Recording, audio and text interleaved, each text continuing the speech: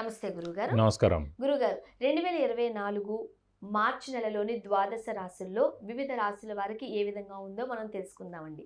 ముందుగా మార్చి నెలలోని ద్వాదశ రాశుల్లో నవగ్రహాలు ఎక్కడెక్కడ ఉన్నాయి? తప్పకుండా అండి. శరదిందు సమాకారే పరబ్రహ్మ స్వరూపిణి వాసరాపీఠ నిలే సరస్వతి నమస్తుతే. సుమన్ టీవీ ప్రేక్షకులకి నమస్కారం. నవగ్రహాలు ద్వాదశ రాశుల్లో మార్చి నెలంతా ఎక్కడున్నాయి ఇప్పుడు తెలుసుకుందాం. ముందుగా సూర్యుడు వచ్చేసి మనకి మీనరాశిలో ఉన్నారు. తాకట్టులో ఉన్న బంగారాన్ని విడిపించి ఆ రోజు ఆన్లైన్ రేటుకే మేము కొంటాం. Sharma gold company. అలాగే మనకి బుధుడు వచ్చేసి అదే మీనరాశిలో నీచ స్థానంలో ఉన్నారు. నెక్స్ట్ గురువు వచ్చి మనకి మేషరాశిలో ఉన్నారు. అలాగే రాహు మనకి మీనరాశిలో ఉన్నారు. అలాగే కేతు వచ్చేసి మనకి కన్యారాశిలో ఉన్నారు. ఇక శుక్రుడు మనకి కుంభరాశిలో ఉన్నారు. అలాగే శని స్వస్థానమైన కుంభరాశిలో ఉన్నారు. అలాగే కుజుడు కూడా మనకి కుంభరాశిలో ఉన్నారు. ఓవరాల్గా చూసుకుంటే కనుక కుంభరాశి మీనరాశిలో మూడు గ్రహాలు చొప్పున ఉన్నాయి. కాబట్టి ఈసారి కొంచెం జాగ్రత్తగానే చెప్పుకోవాలండి. సో మరి మార్చి నెలలోని ద్వాదశ రాశుల్లో వివిధ రాశుల గురించి చెప్తున్నారు కాబట్టి మొట్టమొదటిగా మేషరాశి గురించి తెలియజేస్తారా? తప్పకుండా అమ్మా. మేషరాశి అనగానే మనకి ముందుగా అశ్విని 1, 2, 3, 4 పాదాలు, భరణి 1, 2, 3, 4 పాదాలు, కృత్తిక 1వ పాదం, ఇవన్నీ కూడా మనకి మేషరాశిలోకి వస్తాయి. ముందుగా మేషరాశి వారికి శని లాభస్థానంలో ఉందండి. శని లాభాన్ని చేకూరుస్తుంది. అలాగే మనకి ముఖ్యంగా రాహు వచ్చేసి మనకి వ్యయ స్థానంలో ఉన్నారు. కేతు వచ్చేసి 6వ స్థానంలో ఉన్నారు. సో రాహు, కేతు, శని ఈ 3 గ్రహాలు కూడా మనకి అత్యద్భుతంగా ఉన్నాయని చెప్పి తెలుసుకోవాలి. ఎందుకంటే ముఖ్యంగా మనం గోచారీత్యా చూసుకున్నప్పుడు రాహు, కేతు, గురు, శని ఈ 4 గ్రహాలు ఎక్కడున్నాయో తెలుసుకోవాలి. ఆ 4 గ్రహాల యొక్క బలం ఎక్కువగా ఉంటే కనుక మనకి ఆ సంవత్సర కాలం అంతా కూడా బలం చాలా ఉంటుంది. సో ఇంకొంచెం మనం మాస ఫలితాలు చెప్పుకుంటాం కాబట్టి ఇంకొన్ని గ్రహాలు, కొన్ని పెద్ద గ్రహాలు అంటే రవి కానీ, కుజుడు కానీ, లేకపోతే శుక్రుడు కానీ, బుధుడు కానీ ఈ 4 గ్రహాలు కూడా ఎక్కడ ఉన్నాయో చూసుకుంటే కనుక దాన్ని బట్టి కూడా మనకి పాయింట్స్ చెప్పుకోవచ్చు.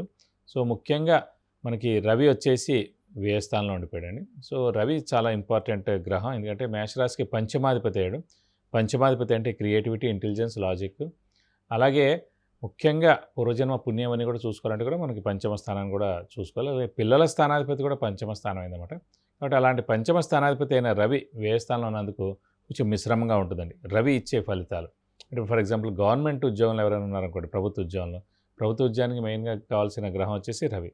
అలాంటి గ్రహం అయిన రవి మేషరాశి వారికి వ్యయ స్థానంలో ఉన్నారు కాబట్టి ప్రభుత్వ ఉద్యోగులకి కొంచెం మిశ్రమంగా ఉంటుందని చెప్పుకోవాలన్నమాట. సాధారణంగా వ్యయం అని అనేసరికి మనం ఖర్చులతోనే పోల్చుతూ ఉంటామండి. అంటే ఓన్లీ ఖర్చులే ఎక్కువగా అవుతాయి, లేకపోతే మిశ్రమ ఫలితాలు అంటున్నారు కాబట్టి ఎలాంటి ఫలితాలు ఉండే అవకాశం ఉంటుంది? ఎగ్జాంపుల్ ఏమైనా ఇస్తారా? తప్పకుండా. అంటే ఇప్పుడు ఖర్చు స్థానం, లాస్ స్థానం, ఎక్స్పెండిచర్ కానీ ఖర్చు కానీ రెండు ఒకటే అండి. లాస్ కూడా మనకి వ్యయ స్థానం ఉంటుంది అన్నమాట. సో వ్యయ స్థానంలో ప్రస్తుతం మనకి సూర్యుడు ఉన్నాడు కాబట్టి మనకి అంటే విపరీతమైన ఖర్చు. మామూలుగా కూడా మనకి ఇంటికి చాలామంది చుట్టాలు రావడం, అయితే బంధువులు రావడం, అయితే మన ఇంట్లో ఏదైనా సరే ఏదైనా మంచి శుభకార్యాలు జరగడం, అలాగే మనం తీర్థయాత్రలు చేసి రావడం, లేకపోతే బయటికి ఊళ్ళకి వెళ్ళి రావడం, ఇవన్నీ కూడా జరుగుతాయి. ఖర్చు బాగా ఉంటుంది. అలాగే వీళ్ళకి ముఖ్యంగా బుధుడు కూడా నీచలో ఉన్నాడు వ్యయ స్థానంలో. బుధుడు అంటే వ్యాపార కారకుడు. ఫర్ ఎగ్జాంపుల్ ఎవరైతే మేషరాశి వారు వ్యాపారస్తులు ఎవరైతే ఉన్నారో వారు మటుకు కొంచెం జాగ్రత్తగా వ్యాపారం చేసుకోవాలి. ఎందుకంటే కనుక బుధుడు వ్యాపార కారకుడు. ఎవరికైనా సరే ఏ రాశి వాళ్ళకైనా ఎవరికైనా సరే బుధుడే వ్యాపార కారకుడు. అలాంటి బుధుడు నీచ స్థానంలో మనకి 20 to 25 రోజులు నీచ స్థానంలో ఉంటాడు. మార్చి నెల అంతా నీచలో ఉంటాడని అనుకోవచ్చు. కాబట్టి మేషరాశి వారికి ముఖ్యంగా వ్యాపారస్తులు ఎవరైతే ఉన్నారో వారికి మటుకు కొంచెం జాగ్రత్తగానే ఉండాలి. ఎందుకంటే మనకి సాధారణంగా ఏంటి క్రెడిట్ ఎక్కువ ఇస్తుంటారు. ఆ క్రెడిట్ ఎక్కువ ఇవ్వడం ద్వారా అప్పులు ఏవైతే ఇచ్చారో లేకపోతే క్రెడిట్స్ ఏవైతే ఇచ్చారో అవన్నీ తిరిగి రావు. సో ఆలస్యంగా వస్తుంది, ఇబ్బందికరంగా ఉంటుంది, ఆలస్యంగా అవుతుంటాయి. సో దానివల్ల మనకి ఖర్చు ఎక్కువ పెరుగుతుంటుంది. మనం మళ్ళీ ఎక్కడి నుంచో వడ్డీలు తేవాల్సి వస్తుంది. కాబట్టి వ్యాపారస్తులు మటుకు ఈ నెలలు మిశ్రమంగా ఉంటుంది కాబట్టి కొంచెం జాగ్రత్త వహిస్తే సరిపోతుంది. ఎందుకంటే గురుబలం కూడా ప్రస్తుతం లేదండి. ఎందుకంటే మెయిన్గా ఎవరికైతే ఏ రాశి వారికి అయితే గురుబలం ఉంటుందో అన్ని పనులు, అన్ని అడ్లు ఆటంకాలు ఎలాంటివైతే ఉన్నాయో అవన్నీ కూడా తొలగిపోతాయి.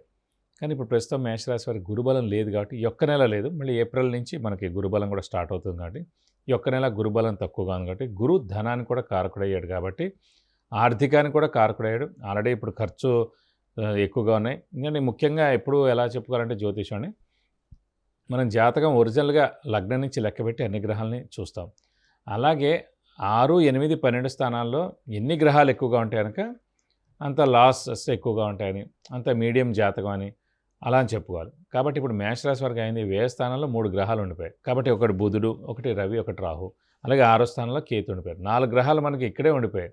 సో 6వ స్థానంలో 12 స్థానంలో. కాబట్టి విపరీతమైన ఖర్చులు, మానసిక ఆందోళన, స్ట్రెస్, స్ట్రెయిన్ ఇవన్నీ కూడా ఎక్కువగా ఉంటాయన్నమాట. అంటే మేషరాశి గల వారికి మార్చి నెలలో గురుబలం తక్కువగా ఉంది అంటున్నారు, రైట్? ఎంతవరకు నిజం అంటారు? ఇదంటే సింపుల్ అండి. గురుబలం అంటే ఏం లేదు. గురుబలం అంటే దైవబలం కానీ దైవానుగ్రహాన్ని దాన్నే గురుబలం అంటారు.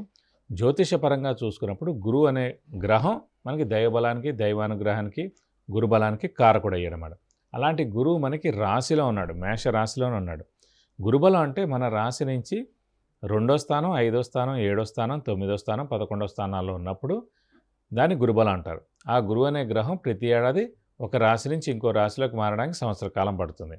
అది ఎలా తెలుసుకోవాలంటే పుష్కరాలు ఎప్పుడైతే ప్రారంభం అవుతాయో ఆ రోజు నుంచి మనం చూసుకుంటే కనుక గురువు ఒక రాశి నుంచి ఇంకో రాశిలోకి మారినట్టు అన్నమాట. కాబట్టి గురుబలం ఖచ్చితంగా తక్కువగా ఉన్నట్టే. ప్రస్తుతానికి ఏప్రిల్ నుంచి మటుకు ద్వితీయ స్థానం వృషభ రాశిలోకి వస్తాడు. అప్పటి నుంచి గురుబలం 100% ఉంటుంది. మరి ఫారెన్ వెళ్ళాలనుకునే వారికి, ఈ ఫారెన్ చార్జెస్ ఉన్న వాళ్ళకి ఎంతవరకు అవకాశాలు ఉన్నాయి? ఫారెన్ వెళ్ళేందుకు మటుకు అవకాశాలు ఎక్కువగా ఉన్నాయి. ఎందుకంటే ఇప్పుడు నెక్స్ట్ మంత్ నుంచి ఎలాగో గురుబలం రాబోతుంది. అలాగే మనకి ముఖ్యంగా లాభస్థానంలో మనకి శని ఉన్నాడు, అలాగే శుక్రుడు ఉన్నాడు, అలాగే కుజుడు కూడా ఉన్నాడు. కాబట్టి లాభస్థానం చాలా బాగుంది. కాబట్టి అలాగే 6వ స్థానంలో కూడా మనకి కేతు ఉండడం చాలా మంచిది. కాబట్టి ఫారెన్ వెళ్ళేందుకు అవకాశాలు మటుకు చాలా ఎక్కువగా ఉన్నాయండి. అండ్ ముఖ్యంగా కాస్త ఒడిదుడుకులు, కాస్త వ్యయం కూడా ఎక్కువగా ఉంది కాబట్టి మేషరాశి వారికి ఎటువంటి పరిహారాలు పాటిస్తే మంచిదంటారు? ముఖ్యంగా మేషరాశి వారికి ఏంటంటే సాధారణంగా ఇంకో పాయింట్ కూడా చెప్పుకుందామండి. ముఖ్యంగా సుమన్ టీవీ ప్రేక్షకులకి సాధారణంగా ఏ దేవుడిని ఎక్కువగా ఆరాధిస్తే మనకి మంచి జరుగుతుంది అనేది ఇంపార్టెంట్. ఎందుకంటే అన్ని దేవుళ్ళు హెల్ప్ చేస్తారు చేయరని, కానీ ప్రతి జాతకానికి ఒక అంటే అదృష్ట దేవుడు కానీ దేవత కానీ ఉంటారు, మంచిది. సో ఈ మేష లగ్నం కానీ మేషరాశి వారికి పంచమ స్థానం చూసుకోవాలండి. పంచమ స్థానాధిపతి ఎవరైతే అవుతారో ఆ దేవుడు బాగా హెల్ప్ చేస్తారన్నమాట. మామూలుగా మన జాతకరీత్యా లగ్నం నుంచి పంచమ స్థానంలో ఎవరైతే ఉన్నారో ఆ గ్రహం హెల్ప్ చేస్తారు. కానీ ఇక్కడ మటుకు పంచమ స్థానాధిపతి ఎవరయ్యారంటే మేష రాశికి పంచమ స్థానం సింహం అయింది కాబట్టి సింహానికి అధిపతి రవి అయ్యాడు. కాబట్టి శివుణ్ణి ఎక్కువగా ఆరాధిస్తే చాలా మంచిది అన్నమాట.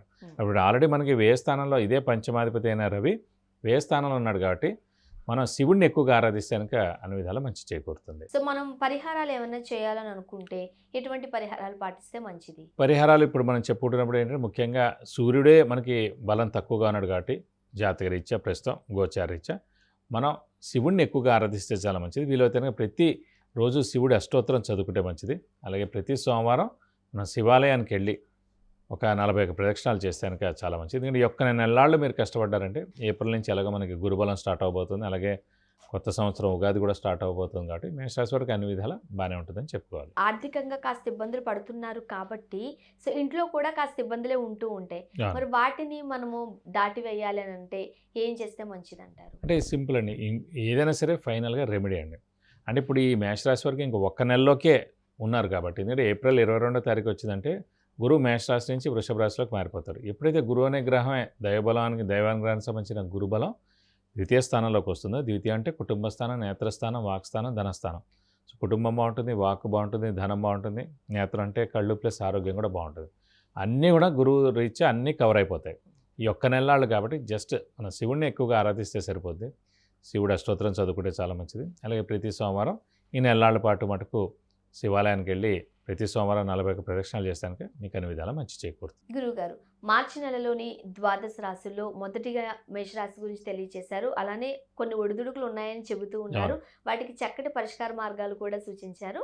ధన్యవాదాలండి. నమస్కారం. సుమన్ టీవీ ప్రేక్షకులకు విద్య గురించి కానీ, ఉద్యోగానికి సంబంధించి కానీ, వివాహానికి సంబంధించి కానీ, కుటుంబ సమస్యలకు సంబంధించి కానీ, వ్యాపారానికి సంబంధించి కానీ, ఇతరత్ర ఎటువంటి సమస్యలు ఉన్నప్పటికీ మీకు కింద స్క్రోల్ అయిన నంబర్కి కాల్ చేయవచ్చు, లేదా వాట్సాప్ కూడా చేసి గురువుగారు అపాయింట్మెంట్ తీసుకుని గురువుగారితో మీరు నేరుగా మాట్లాడి చక్కటి పరిష్కార మార్గాలు పొందగలరు.